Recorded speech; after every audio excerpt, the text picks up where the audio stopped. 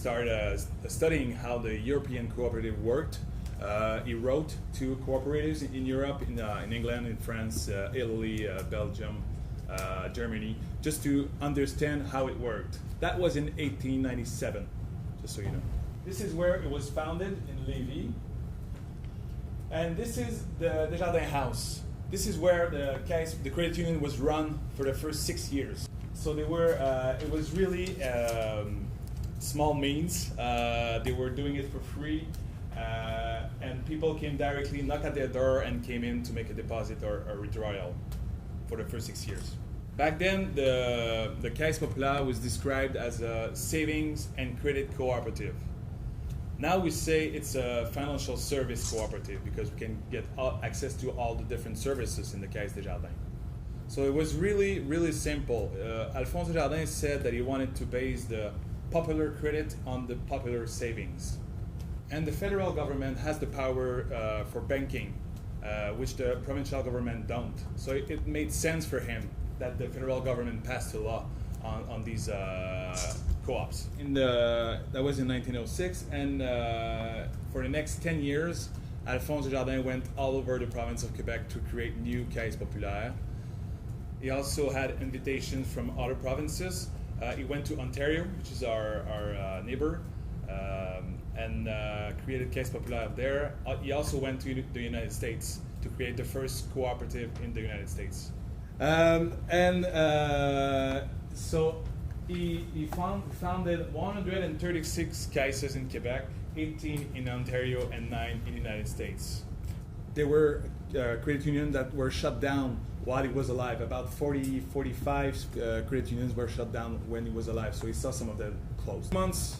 A couple of months after Alphonse Desjardins died, a first federation was created.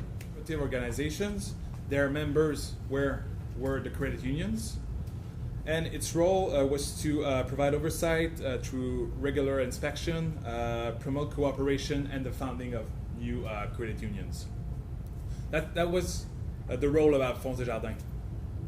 The regional federation started off with very, very little means. They were essentially the beginning stage of the Desjardins network, and they could function because clergy members, so priests, were working for free in the regional federations.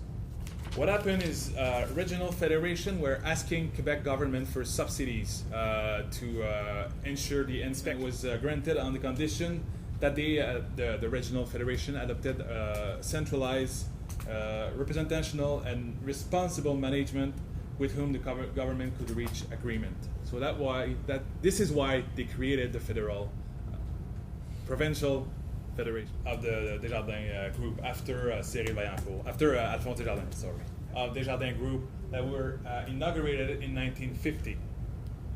And it was inaugurated during the first international congress that was held by Desjardins Group to celebrate the 50th anniversary of the founding of the first Caisse Populaire in group. It was credit unions who were doing savings and credit, loans and savings, and that's it. That was Desjardins Group. But in the 1940s, they added insurance. So they first created la Société d'assurance des Caisses Populaires, whatever. It was a property and casualty insurance mutual in 1944. And then in 1948, they created a life insurance mutual. And the expansion, the growth of those two subsidiaries were linked with the Caisse Desjardins network, the credit union network, a society that arrived in Quebec. So people were spending more and more, and often they went into debt to buy more stuff. And so far, since the very beginning, the credit unions, the Desjardins credit unions, had a lending policy that focused on productive credit.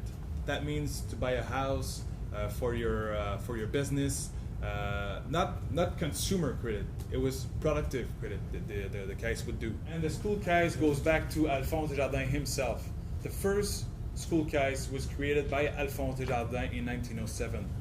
But there were other ways to educate the member. There were TV programs, radio programs, books, brochure, even an LP. The internal services became more structured more consolidated, more prestige, that we created a genuine financial complex, financial group with all the different services. I told you before about diversification, but that really was in the 1960s.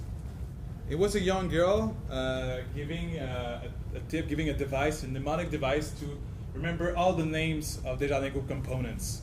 La sécurité, those were the first acquisition of Desjardins Group. Those were insurance companies. Yeah, so it was really, and the last one I wanted to talk to you about is Institut Coopératif Desjardins. That was the corporate university.